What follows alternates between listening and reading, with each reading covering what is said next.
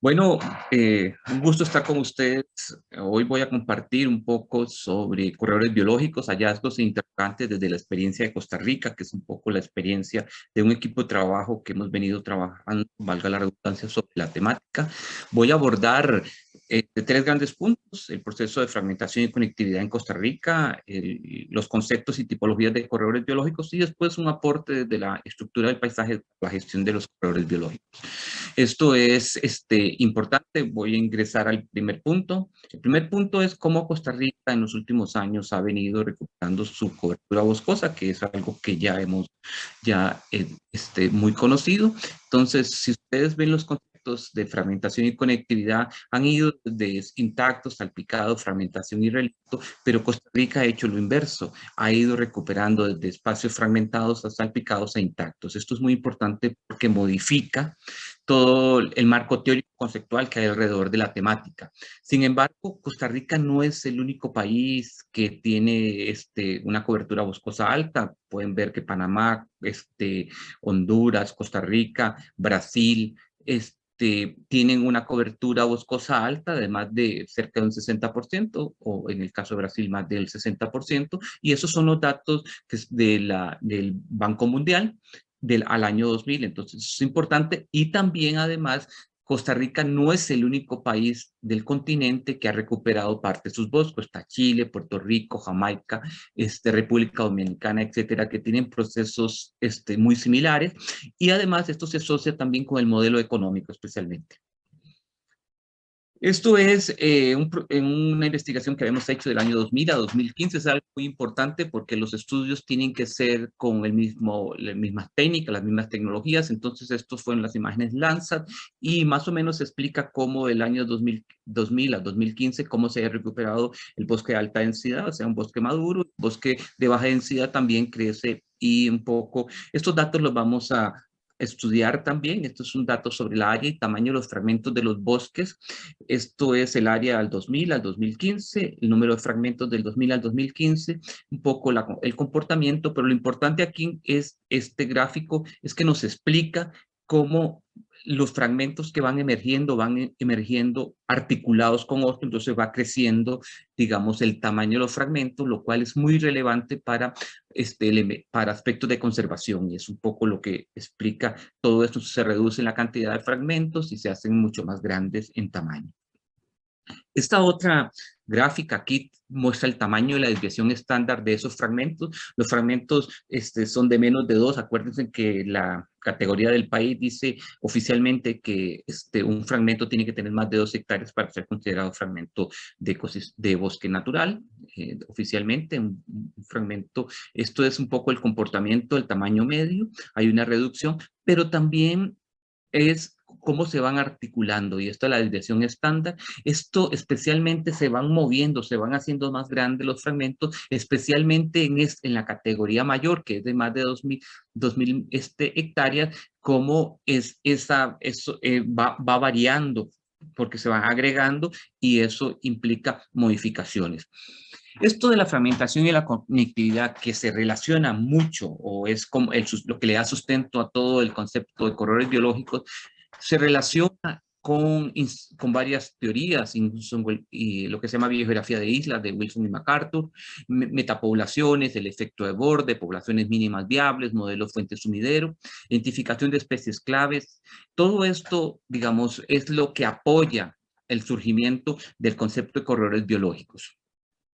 Aquí tendríamos que ver un poco, para entrar al segundo punto, el concepto de corredores biológicos, y el concepto es cómo restablecer una conectividad un poco perdida, y además cómo se mantiene o se reconsidera, porque esto es importante. No es solo el corredor biológico, no es solo restablecer, sino puede ser mantener lo que ya existe. Y además ha sido muy común en América Latina, especialmente en los países tropicales y en otras partes del mundo. Se aplica especialmente a paisajes fragmentados, y donde hay una vulnerabilidad del impacto el impacto del cambio global.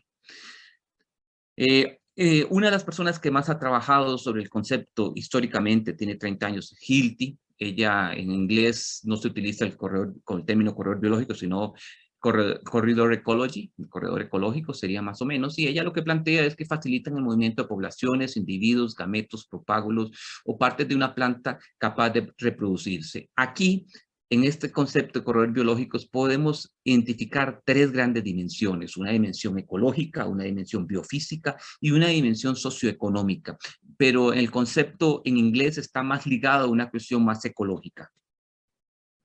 La conectividad, cómo se aborda en el país, tiene dos grandes dimensiones, dos grandes facetas: una conectividad estructural que está relacionada con el espacio y la cobertura, y una conectividad ecológica que es cómo facilita el paso, el tránsito entre esas especies. De acuerdo al país, de acuerdo a la normativa del país, el corredor biológico tendríamos que es conectividad entre áreas silvestres protegidas, pueden ser espacios rurales o urbanos, y algo muy importante que el país agrega en esta discusión conceptual o un poco más técnica, también es la concertación social. Es como un espacio de diálogo con las comunidades, con los diferentes agentes para potenciar la conservación. El programa de conservación de corredores biológicos es una estrategia de conservación con la participación de la sociedad y coordinada por el MINAE, que fue establecida en el año 2006 y fue modificada en el decreto 443 del MINAE del 2017.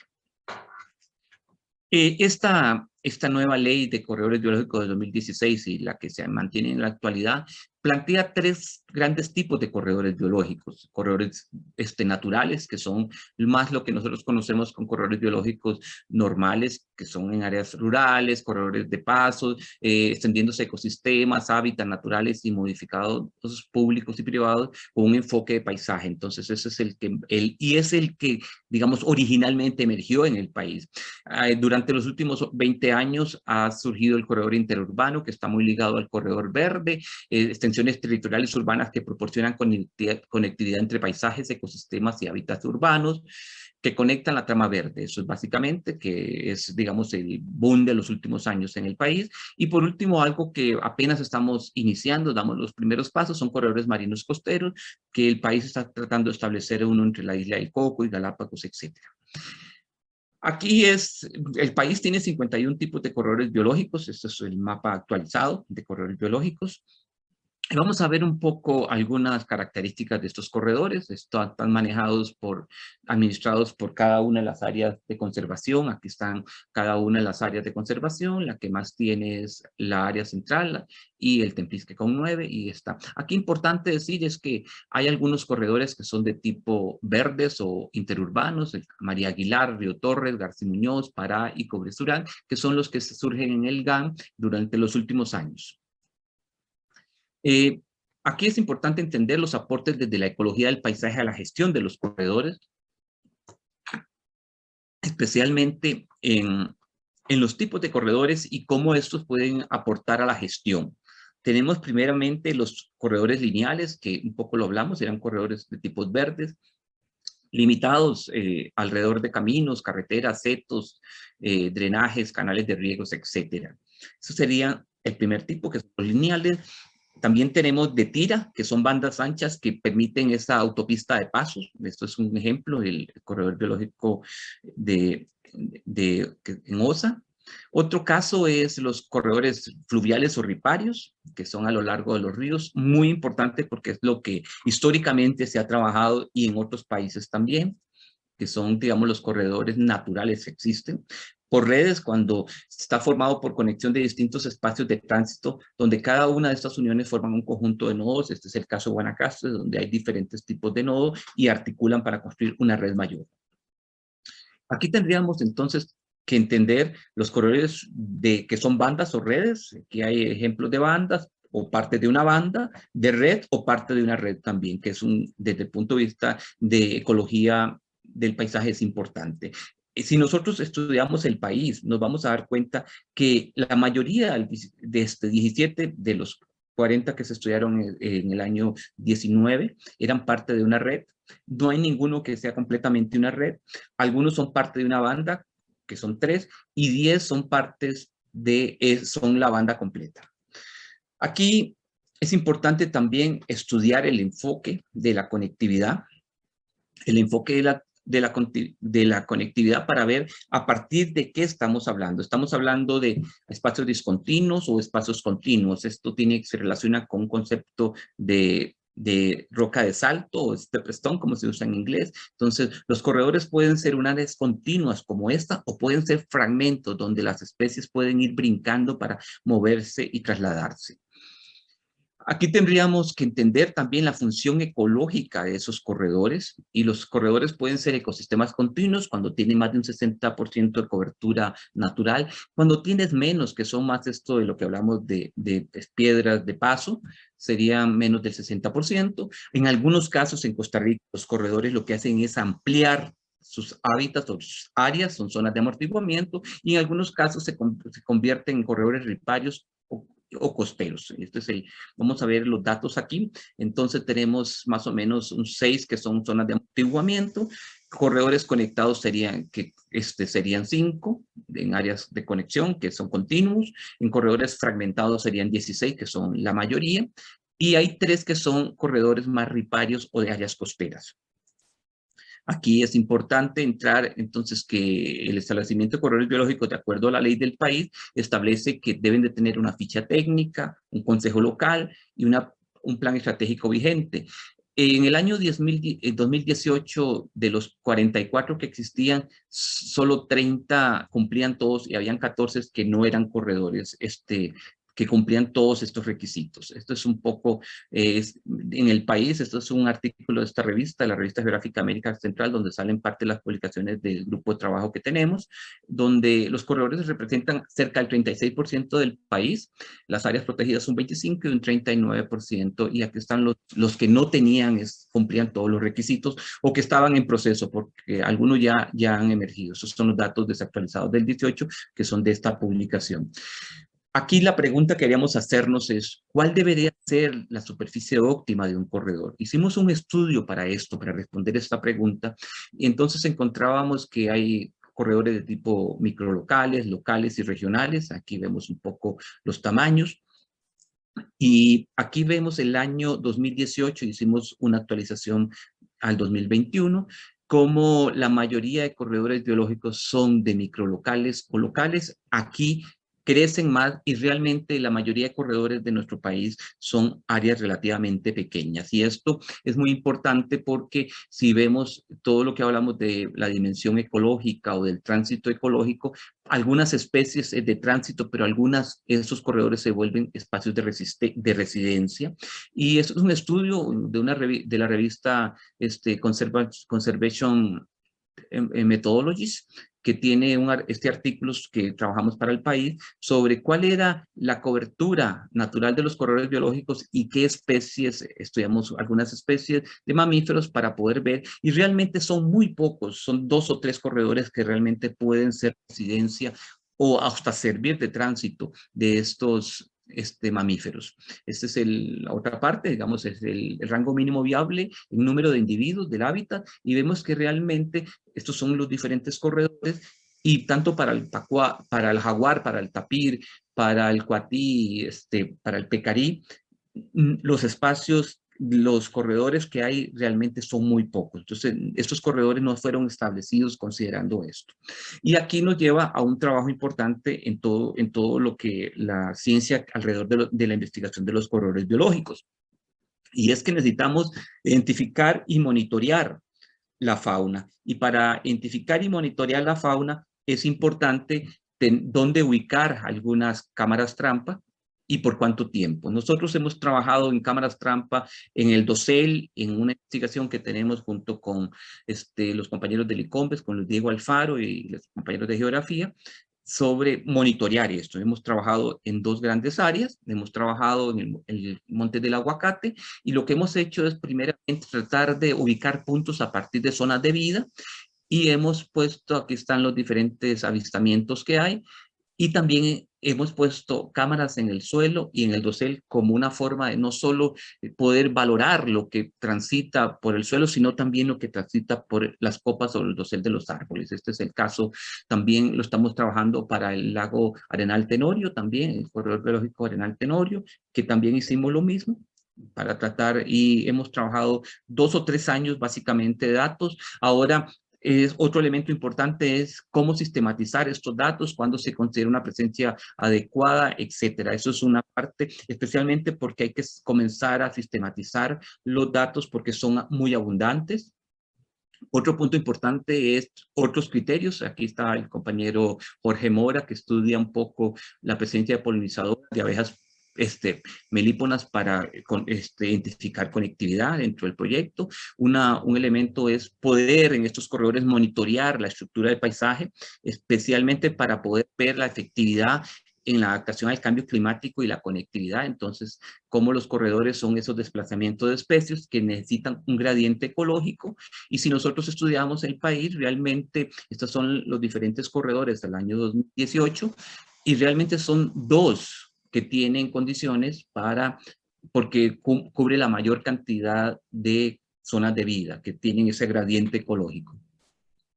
Esto viene también de un artículo que lo citamos aquí adelante, que es de la revista Geográfica de América Central, y un poco para poder plantear esto, y aquí están los diferentes corredores y cómo realmente no están ubicados en áreas de grandes gradientes ecológicos que se requiere para la adaptabilidad al cambio global.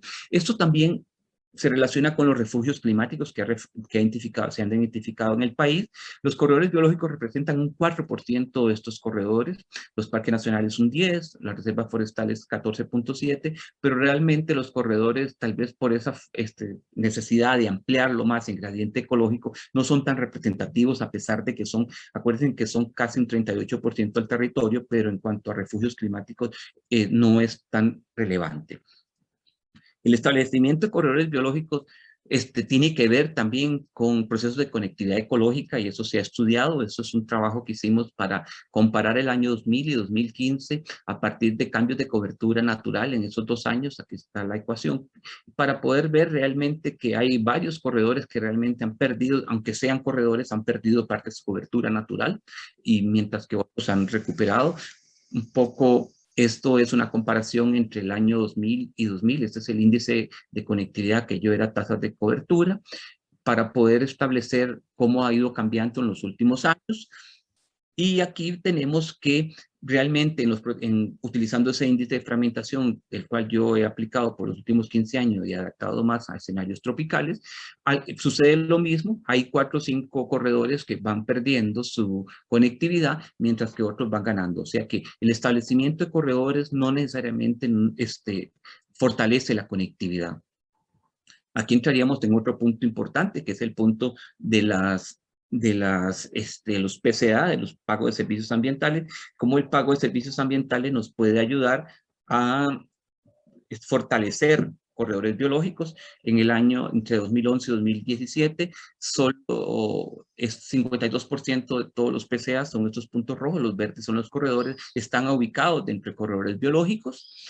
Y aquí, para ir cerrando un poco esto, es importante entender que el monitoreo de la estructura de paisaje implica que debemos identificar cambios de paisaje, conectividad, darle cada 5 años poder medir esa conectividad, las variaciones, qué ha cambiado, por qué, y también eso nos permitiría identificar áreas prioritarias a regenerarse o a reforestar, lugares estratégicos, especialmente orientando PCA y facilidades. Y por último, cómo estas condiciones dialogan para favorecer la conectividad con planes reguladores y otras estrategias territoriales, como pueden ser los planes regionales que tiene cada región, valga la redundancia.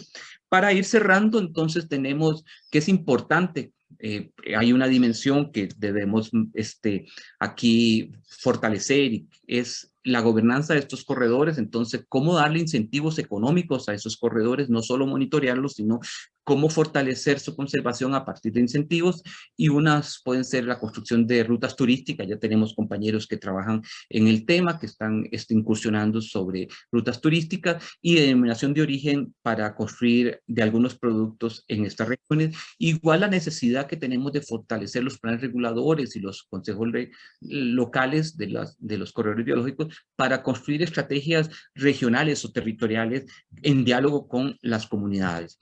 Bueno, yo quisiera decir que ese es un trabajo también del doctor Luis Diego Alfaro, del máster Luis Fernando Sandoval, de Alan Loría, y finalmente solo quiero terminar leyendo esta frase de Eduardo Galeano que dice: si me caes es porque estaba caminando y caminar vale la pena aunque te caigas. Y eso es lo que ha hecho el país. Realmente el país ha comenzado a hacer de los corredores biológicos un concepto pragmático, un concepto real, y en este transitar es que hemos tenido mucho aprendizaje que podemos socializar para otros países. Muchas gracias.